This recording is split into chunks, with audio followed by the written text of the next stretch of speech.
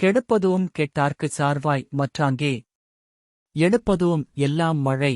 இதன் விளக்கம் என்னவென்றால், பெய்யாமல் வாழ்வைக் கெடுக்க வல்லதும் மழே, மழையில்லாமல் வளம் கெட்டு நோந்தவர்க்கும் துணையாய் அவ்வாறே காக்க வல்லதும் மழையாகும். இந்த கதையில நடக்கவே நடக்காதுன்னு நினைச்ச பிரியாவோட கல்யாணம் எப்படி நடந்ததுங்கிறத நான் உங்களுக்கு சொல்ல போறேன். சென்னையில் ஐடி கம்பெனியில வேலை பார்க்கிற பிரியாவோட அவங்க அப்பா சண்முகம் போன்ல பேசிக் கொண்டிருக்கிறார். பிரியா, ஆபீஸ்லிருந்து ஹாஸ்டல் வந்துட்டயா? அங்க ரொம்ப மழைன்னு சொல்லுறாங்க. ஆமாம்பா, இப்பதான் வாரேன். இன்னும் பெரிய மழை இல்ல. ஆனா இன்னைக்கு நைட்ல இருந்து 2 நாள் கனமழை இருக்குமாம். சரிம்மா, உன் ஃப்ரெண்ட் கீதாவோட கல்யாணத்துக்கு திருச்சி வர்றையா? இல்லப்பா, மீட்டிங் இருக்கு. அப்புறம் பொண்ணு கேட்டு வாராங்கடா. அதுல சிலது நல்ல இடமாவும் தெரியுது. மீனாட்சி சுந்தரம் மாமா உன் ஜாதகம் வாங்க நாளைக்கு வரார். ஓகேப்பா, கொடுங்க. அப்புறம் மாமாட்ட ஜாதகத்தை மாப்பிளை வீட்டுல கொடுக்க முன்னாடி ஒரு நல்ல ஜோசியர்ட்ட எனக்கு டைம் எப்படி இருக்குன்னு பார்க்க சொல்லுங்க. சரிம்மா, நான் அப்படியே சொல்லுறேன். போன் பேசி முடிச்சப்ப பிரியா கண்கலங்கினாள். அதுக்கு காரணம் இருக்கு. பிரியா திருச்சியில் இன்ஜினியரிங் முடிச்சு சென்னையில் வேலை பார்க்கிறப்ப அதே கம்பெனியில் வேலை பார்க்கிற பிரசன்னாவோட நல்ல அண்டர்ஸ்டாண்டிங் இருந்தது. பிரசன்னா கோவையை சேர்ந்த பையன். கோவையில் இன்ஜினியரிங் முடிச்சு சென்னைக்கு வந்து வேலை செய்றான். வயசு 29 முடிகிற நேரம். வீட்டில் ஒரே பையன், பல கோடிக்கு சொத்து இருக்கு. ஆனால் பொண்ணு கிடைக்கல. பொண்ணு ஓகேன்னா ஜாதகம் செட் ஆகல. ஜாதகம் ஓகே ஆனா பொண்ணு பிடிக்கல. பிரசன்னாவின் குடும்பம் 50 பொண்ணுகிட்ட பார்த்தாங்க. எதிலும் சரியா வரல.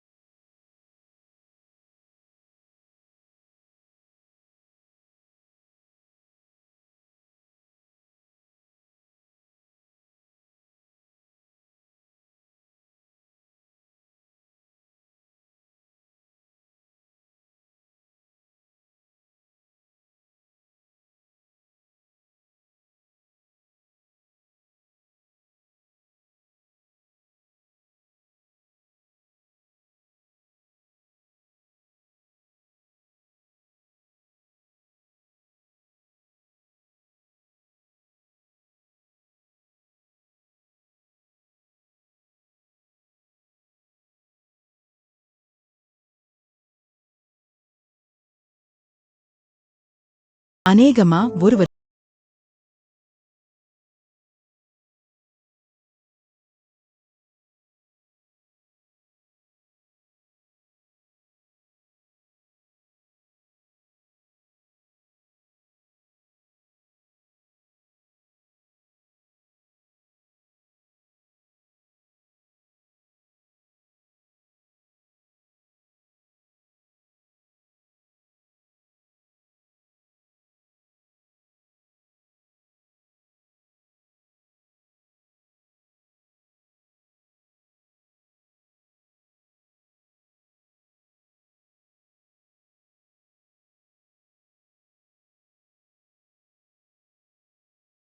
பிரசன்னாவுக்கு இந்த டிஸ்கஷன் பற்றி தெரியாது. அவன்கிட்ட ஜாதகம் மேட்ச் ஆனா சொல்லுவோம். ஓகே ஆண்டி, நான் வாட்ஸ்அப் பண்ணுறேன். மறுநாள் பிரியா ஜாதகத்தை அனுப்பினாள். அதை பார்த்தவுடன் பிரியாவுக்கு ஆண்டி போன் பண்ணி, நான் ரிசீவ் பண்ணிட்டேன். கமிங் சண்டே நம்ம 2 பேரும் மட்டும் எங்களுக்கு தெரிஞ்ச ஜோதிடர் இருக்கார், அவரை பார்த்துட்டு வருவோம். சண்டே 11 மணிக்கு நான் உன்னை பிக்கப் பண்ணிக்கிறேன், 2 பேரும் போலாம் என்றார். இந்நிலையில் பிரியாவோட நினைப்பெல்லாம் பிரசன்னா பக்கம் திரும்பி, நேரம் கிடைக்கிறப்பெல்லாம் அவனையே பார்த்துகிட்டு இருக்கிறது. ஹாஸ்டல் வந்தால் அவனையே நினைச்சுகிட்டு இருக்கிறது. இடையில் இருக்கிற 2-3 நாளில் அவள் வேற ஒரு உலகத்தில் இருந்தாள். இன்னும் சொல்ல போனால் 2 பேருக்கும் ஏற்கனவே திருமணமாகி வாழ்ற மாதிரிலாம் நினைக்க ஆரம்பிச்சிட்டாள். பிரியாவுக்கு அந்த சந்தோஷம் ரொம்ப நாள் நீடிக்கல. சண்டே அன்னைக்கு 2 பேரும் அந்த ஜோதிடரை பார்த்தார்கள். அவர் கிட்டத்தட்ட 1 மணி நேரம் எடுத்துக்கிட்டார். அப்புறம் மெதுவா சொன்னார், நான் என்னுடைய கணிப்பு, அப்புறம் என்னுடைய சுய சிந்தனை அனுபவத்தில் சொல்லுறேன், இந்த கல்யாணம் வேணாம் என்றார். பிரியாவுக்கும் ஆண்டிக்கு இடி விழுந்த மாதிரி இருந்தது. என்ன சாமி சொல்லுறீங்க என்றார். ஆமாம்மா, இந்த பொண்ணு ஜாதகத்தில் திருமண தோஷம் இருக்கு. அப்படி கல்யாணம் பண்ணினால் மாப்பிள்ளையின் உயிருக்கு ஆபத்து, புரிஞ்சுக்கோங்க ப்ளீஸ் என்று சொல்லிவிட்டு கை எடுத்து கும்பிட்டார். பிரியாவுக்கு கொஞ்ச நேரத்தில் என்ன நடக்குதுன்னு தெரியாத மாதிரி கண்ணு இருண்டு போய் கண் கலங்கி நின்றாள். ஆண்டியை கட்டிப்பிடித்துக் கொண்டாள். ஆண்டி பிரியாவை தேற்றினாள். கவலைப்படாதே, எல்லாருக்கும் என்ன எழுதி இருக்கோ அது படி நடக்கும். இப்ப நடக்கிறதெல்லாம் பார்த்தல் பிரசன்னாக்கு கல்யாணமே நடக்காது போலேயே என்று சொல்லி பிரியாவை கட்டிப்பிடித்துக் கொண்டே அழுதார். கொஞ்சம் நேரத்தில் நிலைமை புரிந்து கொண்ட இருவரும் கிளம்பினார்கள். இந்த நிலையில்தான் அவங்க அப்பா சண்முகம் போன் பண்ணி கல்யாண விஷயத்தை பேசவும் ரொம்ப கவலையாகி கண் கலங்கினாள். அப்புறம் அவளே சரிப்பா ஜாதகம் பாருங்க என்றாள். அப்பத்தான் அவங்களுக்கும் இந்த விஷயம் தெரியும். அதுக்கு அப்புறம் நம்மள தொந்தரவு செய்ய மாட்டாங்க என்று நினைத்து கொண்டாள். மறுநாள் பிரியாவோட தாய்மாமா மீனாட்சி சுந்தரம் வந்து ஜாதகத்தை வாங்கிட்டு போய் ஜோதிடரை சந்தித்தார். மீனாட்சி சுந்தரம் ஒரு காலேஜ் ப்ரொஃபசர். அவர் ஒரு சொற்பொழிவாளர். ஆன்மீகத்தில் அவருக்கு ஈடுபாடு உண்டு. அதே நேரம் நடக்கிற விஷயத்தை எப்போதும் அறிவியலோட ஒப்பிட்டு பார்த்து கொண்டிருப்பார். மூடப்பழக்கங்களை தவிர்க்கணும்னு தனது மாணவர்களுக்கு சொல்லிக்கிட்டே இருப்பார். அப்பத்தான் நம்ம வாழ்க்கையே நம்ம வாழ முடியும்னு சொல்லுவார். சிம்பிளா சொன்னா, அவர் ஒரு நல்ல டீம் லீடர். தன்னை சார்ந்தவர்களே நல்லா வழி நடத்துவார். ஜோதிடர் ஜாதகத்தை ரொம்ப நேரம் பார்த்திட்டு இருக்கிற விஷயத்தை சொன்னார். மீனாட்சி சுந்தரம் அதிர்ந்து போனார். இதுக்கு என்ன பரிகாரம் சுவாமி என்றார். அதற்கு ஜோதிடர், அந்த ஆண்டவன்தான் ஒரே கதி என்றார். விடாங்க, அவளுக்கு முறைப்பையன் இருக்கானாம், அடுத்த வருஷம் கல்யாணமாம்.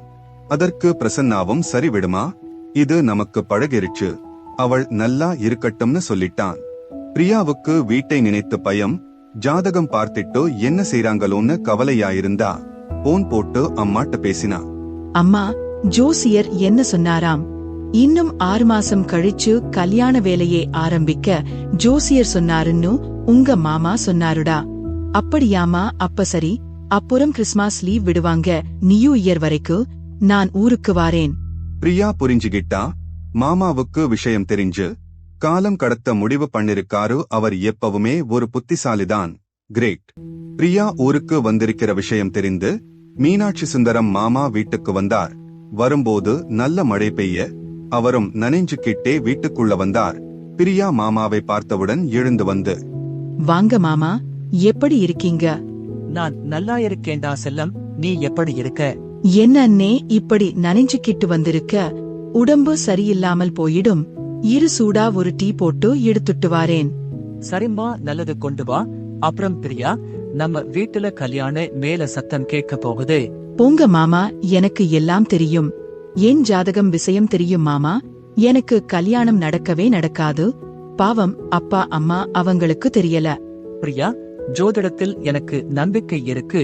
ஆனால் ஜோதிடம் ஒரு ப்ராபபிலிட்டி, அதாவது நிகழ்தகவு. சிம்பிளா சொன்னா அது ஒரு கணிப்புதான்.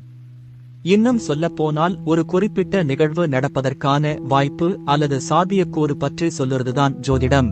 ஆனால் நம்ம விதி, அதாவது தலைவிதி தான் நமக்கு ஆக்சுவலா நடக்கும். என்ன நடந்ததோ அதான் விதி. நம்ம அடிக்கடி சொல்லுற தலைவிதியை யாராலையும் முன்னாடியே சொல்ல முடியாது. ஜோதிடமும் தலைவிதியும் முன்னோட வந்து தொடர்புடையதுதான்.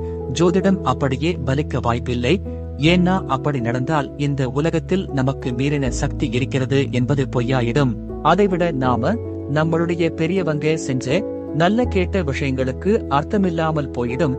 சுருக்கமா சொன்னால் நம்ம தலைவிதி நம்ம என்ன செய்யறோங்கிறத வச்சுதான் நடந்துகிட்டு இருக்கும். அதை தடுக்க முடியாது. ஒருத்தரோட தலைவிதி அவங்களுக்கு பல மோசமான இழப்பை வாழ்க்கையில் கொடுக்கும். ஆனால் அது நிரந்தரம் இல்லை. அதே தலைவிதி அவங்களுக்கு சில காலகட்டங்களில் நல்ல சந்தோஷமான தருணங்களையும் கொடுக்கும். உதாரணமாக சொன்னா இந்த மழையை பாரேன். திருவள்ளுவர் பெருமான் எவ்வளவு அழகா திருக்குறளில் வான் சிறப்பு அதிகாரத்தில் 5வது குறளில் இதை பற்றி சொல்லியிருக்கார். இந்த மழை பெய்யாமல் மக்களை கெடுக்கும். அப்படி வளம் கெட்டு போனவர்களுக்கு திருப்பி மழை பெய்து வாழ்வை மீண்டும் செழிப்பாக்கும். இந்த மழை மாதிரியே விதியும் ஒரு இயற்கைதான். ஒரு சமயத்தில் நமக்கு கெட்டது செய்தாலும் திருப்பி நல்லது செய்யும். மாமா, நீங்க சொல்லுற மாதிரி எனக்கு இனி நல்லது நடக்குமா? ஒரு விஷயம் உங்ககிட்ட சொல்லுறேன். என் கூட வேலை பார்க்கிற பையனோட அம்மா என்ன ரொம்ப பிடிச்சு போய் என் ஜாதகம் வாங்கி பார்த்தார்கள். ஆனால் இந்த பிரச்சனையால் அவங்க கொஞ்சம் தயங்குறாங்க. அவங்களும் ரொம்ப நாளா பொண்ணு கிடைக்காமல் இருக்காங்க. உனக்கு அவனை பிடிக்குமா? அவன் பிரசன்னா நல்ல பையன்தான். சூப்பர், என் வேலையை ஈஸி ஆக்கிட்ட. என்ன மாமா சொல்லுறீங்க? ஆமாம்டா, உங்க அப்பாட்ட போய் இந்த மாதிரி நம்ம பொண்ணு ஜாதகத்தில் இப்படி பிரச்சனை இருக்குன்னு சொல்லி, அதனால நம்ம விஷயம் தெரிஞ்சு யார் விரும்பி வர்றாங்களோ அவங்கள கல்யாணம் பண்ணி வச்சிருவோம் என்று சொல்லிடுவோம். உங்க அப்பா ஓகே சொல்லிடுவார். சரி, அவங்க நம்பரை கொடு, நான் சம்மதிக்க வைக்கிறேன். இது நடக்குமா மாமா? நடக்கும்டா, நீ சந்தோஷமா இரு. பிரியா சந்தோஷமாகி கொஞ்ச நேரம் மழையில் நனைந்து குதிச்சு விளையாடினாள். என்ன அண்ணே, இவ மழையில நனைந்து குதிச்சுகிட்டு இருக்கா? அது ஒண்ணுமில்லமா, இன்னைக்கு மழையில நனைஞ்சா ஜலதோஷம் வராதாம், டிவியில போட்டிருக்காங்க. அட போனே, நீ வேறா. சொன்ன மாதிரியே பிரசன்னாவோட அம்மா கிட்ட பேசி கொஞ்சம் விளக்கமாக சொல்லி புரிய வைத்து, வருகிற தைப்பூசத்துக்கு நம்ம 2 குடும்பமும் பழனி முருகன் கோவிலுக்கு பாத யாத்திரை போயிட்டு வந்து பிரச்சனையை முருகன் பொறுப்பில் விட்டுட்டு கல்யாணம் பண்ணி வச்சிடுவோம் என்றார். அதற்கு பிரசன்னா குடும்பமும் பிரியா குடும்பமும் முழு மனதோடு சம்மதிச்சு பழனி முருகனை தரிசித்து அடுத்து வந்த வைகாசி மாதத்தில் கல்யாணம் முடிச்சு வைச்சு 2 குடும்பமும் ரொம்ப சந்தோஷமாக இருந்தனர். திருப்பி மழைக்காலம் வந்தது. எல்லாரும் பழைய விஷயங்களை மறந்து அவங்க வேலையில் இருந்தாங்க. ஒரு நாள் ரொம்ப நேரம் இடி மின்னலோட கனமழை பெய்தது. பிரசன்னா ஆபீஸ் முடிஞ்சு காரில் வீட்டுக்கு வரப்ப ஒரு பெரிய மரம் சாய்ந்து பிரசன்னாவோட கார் மேல விழுந்துருச்சு. கார் அப்பளம் போல நொறுங்கி போயிருச்சு. பிரசன்னாவை ஆம்புலன்ஸ் வந்து உடனே மருத்துவமனைக்கு கொண்டு போயிட்டாங்க. விஷயம் தெரிந்து 2 குடும்பமும் அலறி அடித்துக்கொண்டு மருத்துவமனைக்கு ஓடினார்கள். போய் பார்த்தால் எந்த பிரச்சனையும் இல்ல. சின்ன சின்ன காயங்களுடன் உயிர் பிழைத்தான் பிரசன்னா. அவன் மிரண்டு போன குரலில் எல்லாரிட்டையும் சொன்னான். அந்த பெரிய மரம் மொத்தமா விடுகிறப்ப மரத்தோட 3 கிளையில் 2 கிளை காரோட முன்னாடியும் பின்னாடியும் அப்பளம் போல நொறுக்கிருச்சு. ஆனா 3வது கிளை என் மேல நேர விழப்போகுதுன்னு நினைச்சேன். ஆனால் என் பக்கத்தில் வந்து அப்படியே நின்னுருச்சு. அதனால விழுந்த boards, electric post, wire junction, இரும்பு ஃப்ரேம் ஏதும் என்னைய தொடல. எல்லாரும் பழனி முருகனை நினைத்து கையெடுத்து கும்பிட்டார்கள். ஆமாம், பிரசன்னாவை காப்பாத்த அவன் செய்த நல்ல காரியங்களும் காரணம்தான். மரம் பிரசன்னாவின் மேல விழவில்லை. அது ஏன்னு உங்களுக்கே புரியும். தொடர்ந்து பதிவுகளை பெற சப்ஸ்கிரைப் செய்யுங்கள். நன்றி, வணக்கம்.